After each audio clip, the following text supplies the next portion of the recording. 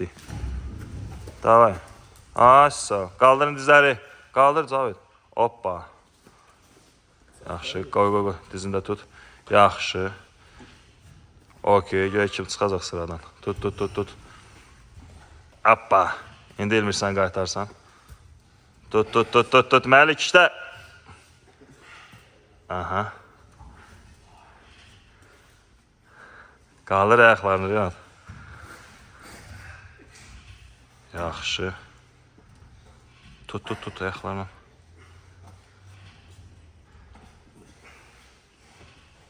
Okey. Молодец.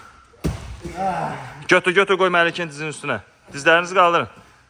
Nə oldu? Bir dəfəyə məzələnirsən. Məliklə Cavid qal. Cavidlə Məlik qal. Qaldır. Yo, kömək eləmə.